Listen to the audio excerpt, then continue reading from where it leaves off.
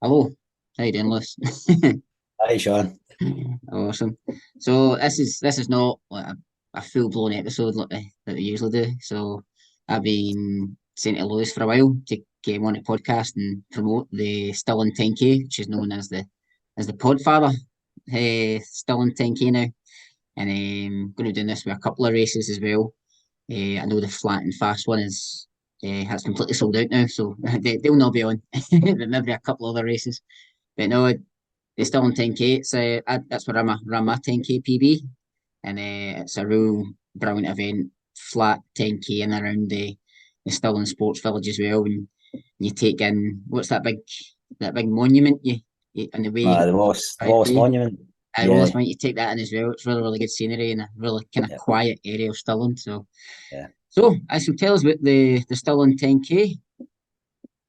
Yeah, no, thanks and thanks for having me on, Sean. But yeah, Stirling 10K, PODfather Stirling 10K as it's called now. Thanks to our main sponsor. It's kind of known as being flat and fast, as you say. So many runners run their personal best. You did. It's my PB 10 years ago, I think now. Every year when you look at the stats, there's so many people run their personal best. So it's something that we're also very proud of, that we've got a course that works.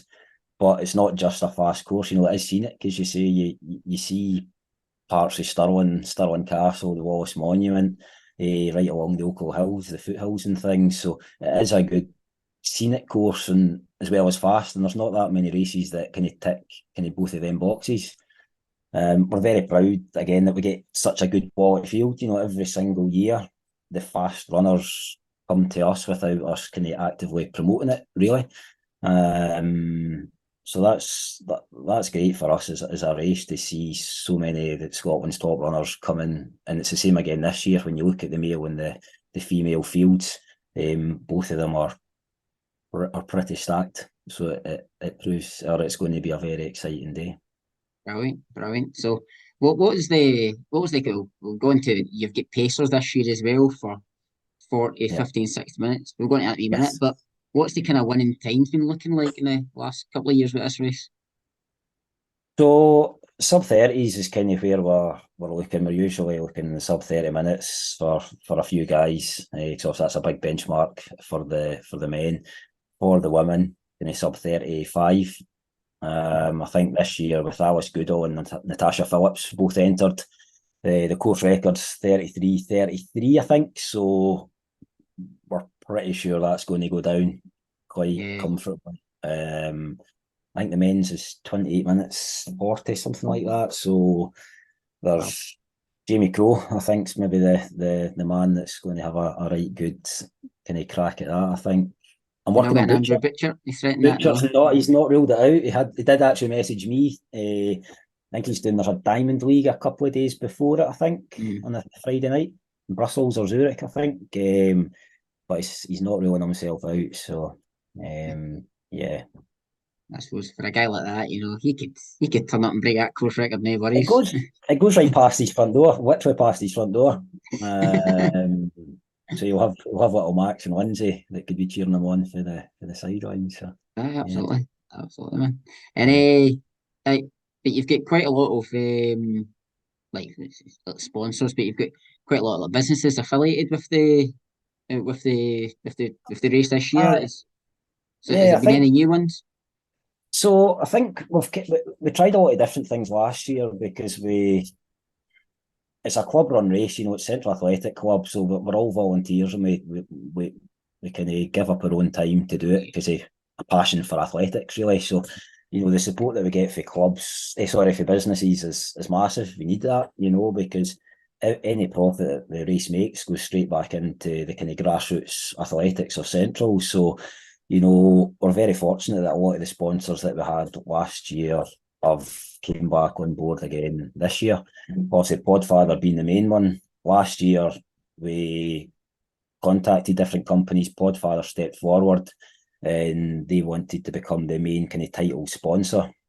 And what that done is that then gave us the kind of financial backing to go out and make the race a lot more appealing to everybody. So whether it's a sub 30 or it's an hour and 30, like the Pacers and things that you mentioned, we had the funds and we had the backing to go and spend quite a bit of money to really make it appealing, to try and draw in as many runners of all abilities as possible. So yeah, we've got a lot of good sponsors, like Graham's for milk and Run for It, the running shop. They're giving us a discount and prizes. Tunnocks, everybody loves a Tunnocks wafer and a Absolutely. tea cake and things like that. So, they're a kind of loyal supporter of the event as well. So yeah, we're very fortunate that we've got real good backing from some strong businesses. Ah, brilliant, brilliant. And like you're saying, you've spent a bit of money in making them more appealing. Mm-hmm. Because I know people from down my way as well, they'll maybe go, "Oh, I don't want to enter that. I like just doing the park run. I don't like to Mm-hmm. enter a race because it's full of all the elite runners and that." Yeah. But Yeah. you've did something different in a road race. You've got Yeah. your pacemakers this year. I think we brought the Pacers in last year because of that money that we had coming in from the backing from PODfather. I'm not saying it was a risky move to try and spend so much money, but the racing calendar's quite saturated a wee bit just now. So for me, you need to try and make your race stand out. So last year we brought in so much like entertainment on the course. We had cheerleaders and the guy playing the bagpipes. We had the Pacers. With the teardrop flag coming out the backpack and things like that. So Yeah. massage as well. We paid a local company to come in and offer free kind of pre and post race massage Oh, good. for all the runners for a wee kind of 5-10 minute session. And even things like like the ladies fit t-shirts, because usually if you get a t-shirt, it's a unisex thing because you buy them in bulk and they're a bit kind of crap. Mm-hmm. So again, we kind of had a wee look and we said, well, why not spend a bit more and get ladies fit t-shirts? And that was very popular. So it was these things that we were trying to do last year to really make the race kind of stand out. And they all worked. We had fantastic feedback. So when PodFather came back in and sponsored again this year, we thought we'll keep all of them. We've already paid out money for a lot of the things. We'll then go and raise the bar a wee bit more. So this year, for example, we've got like a drone company coming in to film. We're paying for a photographer to come in, like a professional photographer, to take photos of people as they cross the line in front of your sponsors kind of wall thing. Bouncy castle face painters for the kids to make it more of a family type day. More entertainment on the course, saxophone players, music speakers to play music in the start finish area as well. So, these are kind of new things that we're bringing in this year, just to try and raise the bar, to try and make it as appealing and get as many entries coming in as possible. That's amazing. It sounds like a great day out as well. Aye, I'm looking forward to it. Aye, it is. It's, as long as everything kind of falls into place, which should do. We've got a big number of volunteers and helpers that'll hopefully make things go as smooth as possible in the day. And we're all there to try and basically give the runners the best kind of race experience that they can get. Yeah, brilliant.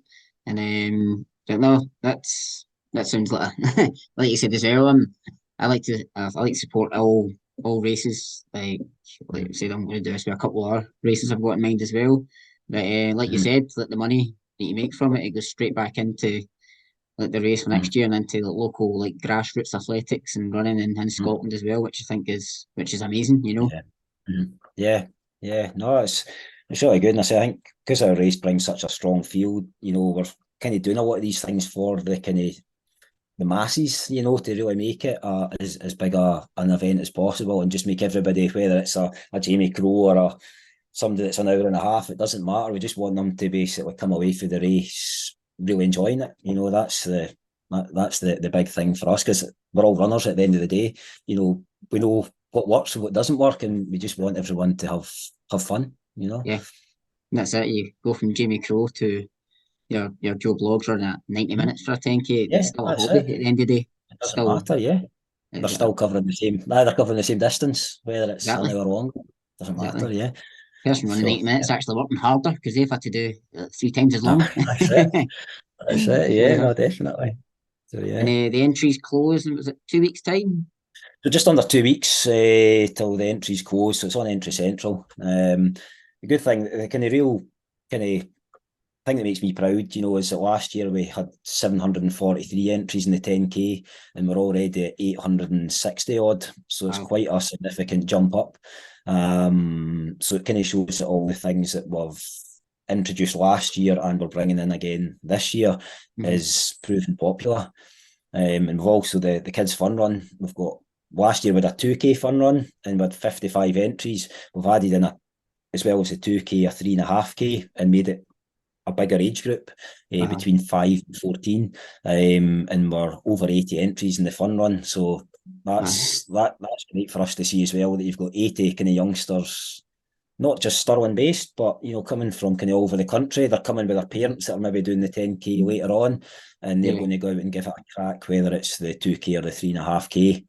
As I say, we've got the bouncy castle and the face paint and all that as well, just to make it a bit more a family friendly day. That'd be brilliant. That'd be amazing. No, but who can whack that, man? Do your 10K, get your face painted, get a turn up tea cake, and get a shot in the bouncy That's it. castle after it. That's Bouncy Castle London. I know. Exactly. So yeah, but no, it's all going well. So it's exciting. It's exciting. Well, definitely, and I've entered as well as part of my marathon You prep as have. well. So You have. I'll not be running any quick times at all because Yeah. but we'll see. We'll see. As Well, long as it's part of the plan. It's going to be a good day out. Yeah. Yeah, no, it's good. It's funny because Morag, my wife, she slags me off because every time somebody enters, I get an email from Entry Central. So every time I get one, I'm like, yeah, I've got another entry coming in. So of course we're at 860. So that's 860 times it. And if it's a good day, I'm on a high, and if it's a bad day, I've only had a few entries. I'm like, there's something wrong with Entry Central's website. It must be down and all of that. And but it's weird because one day you could get 20 odd entries, and the next day you could get 2. So there's no real. Yeah, that's it. It doesn't matter, but we're at 860 or over 860, so it's going going the well. right direction. Yeah, but what's the limit for the 10K? We don't know. We've put 1,200 on the Entry Central, but there isn't really a limit as such. The only bit where we'd get a wee bit of concern would be there's a kind of footbridge that goes across Riverside. It is quite wide, but we would just watch if the numbers were kind of creeping up to that kind of 1,200, then we'd just maybe have a wee assessment just to see, do we need to put a limit on it? But we've never had any issues there with crossing the bridge, because basically the runners come back at the same time as the kind of fast guys the fast guys are going out. But I've not had any issues, but it might be something that we look at if the numbers continue to grow year after year. Yeah, definitely. I know, and also when I run my PB as well, I noticed running through that wee housing estate as well. The locals are out in force. They're giving everybody a cheer on that as well, and it's nice to see that the locals support it and they're out and they're actually trying to give you bottles of water and stuff. So it's good of them. No, that's it. Yeah, no, we do. We try and kind of interact with the kind of the locals, and Active Stirling, which is a kind of council-led kind of initiative. They've been massively helpful to us. By like giving us like Forth Bank Stadium, Stirling Albion's football ground, for like changing rooms and lockers and showers and toilets and all of that kind of stuff. And they're giving us all like the tables and chairs and the 1, 2, 3 winners podium and all of that stuff to use. So they're a massive backer as well. So they're making things easier for us. That's amazing. But no, it's been great. Well, thank you for coming on. And no, thank you for having me. No, it's no problem. It's whatever they can do to help, boost, running and athletics in Scotland. And it sounds like it'll be a great day out as well. And I'll be there anyways. Pete Tucker, I don't know if you'll be there. He ran a 10K the weekend there. So I think he wasn't too happy with his time. So maybe I said to him, we get 4 weeks to get fit for the Stirling 10K. So see if he turns up as well. But no, so that'll be Stirling. What date is that again? 10th of September. Sunday the 10th of September. Perfect, actually. So Peter, anybody watching this, you've got just under a month to get some high quality training in and see what kind of time you can do. Brilliant. Well, thank you for coming on. Okay. Thank you for that. Well, thank you very much.